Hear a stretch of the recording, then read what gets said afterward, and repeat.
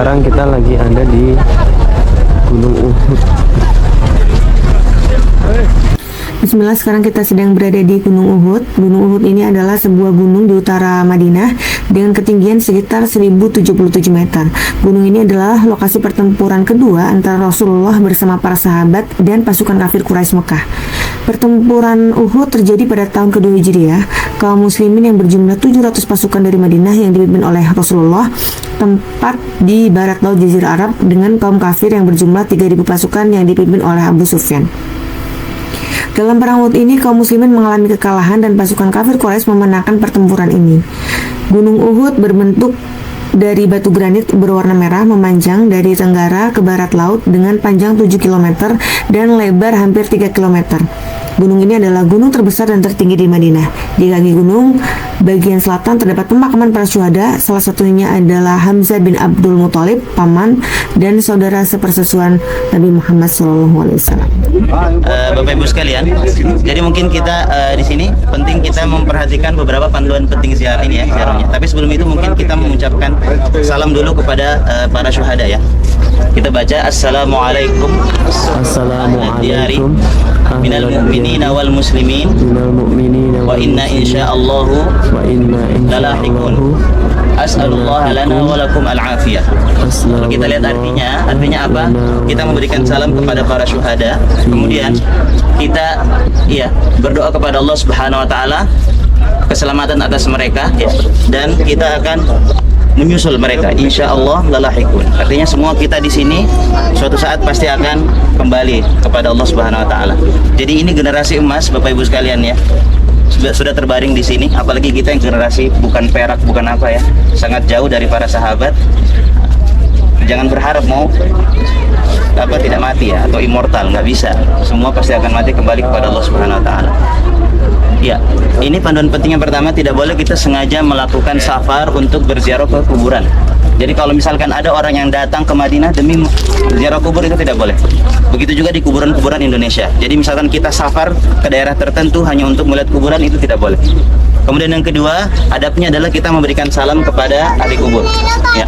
Kemudian yang ketiga, ya, tujuannya kita datang ini adalah untuk mengingat kematian, ya, seperti saya sampaikan tadi. Kemudian yang ketiga, dilarang mengusap-ngusap kuburan karena itu merupakan amalan bid'ah. Jadi tidak ada tuntunannya dari sahabat maupun para tabi dan tabi'in, seperti itu ya, tabi'in. Kemudian kita tidak boleh mencari berkah dengan mendaki Gunung Uhud dan Bukit Rumat. Artinya apa? Yang tempat yang kita datangi sekarang ini hanya kita ambil pelajarannya saja, bukan kita ambil berkah-berkahnya seperti itu yang banyak dilakukan oleh orang-orang di sekitar kita. Kita datang ke sini hanya untuk mengambil pelajaran. Kenapa?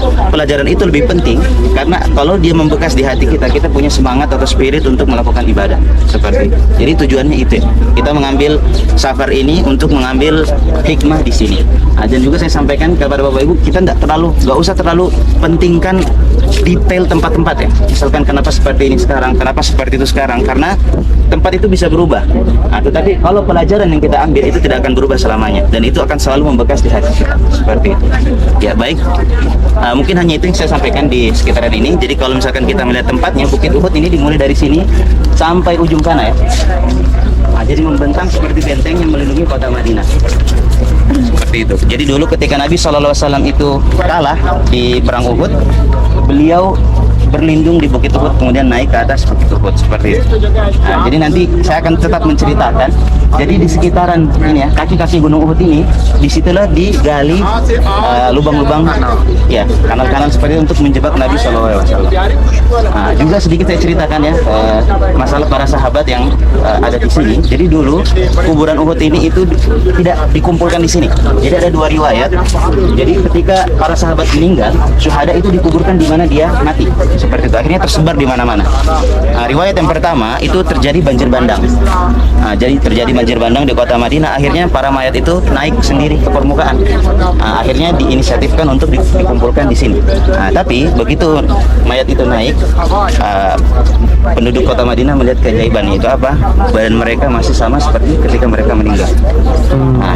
Kalau riwayat yang kedua, kalau kita lihat sana ada tadi ini ya, seperti saluran air. Jadi dulu itu airnya penuh. Kemudian di zaman Muawiyah radhiyallahu anhu itu ingin diperluas waduknya itu apa namanya nih saluran air ingin diperluas. Akhirnya harus mengambil bagian-bagian yang dulu pernah para sahabat itu dimakamkan di situ. Nah, dan Jabir radhiyallahu anhu, Jabir bin Abdullah itu bapaknya meninggal di sini ya, syahid waktu itu.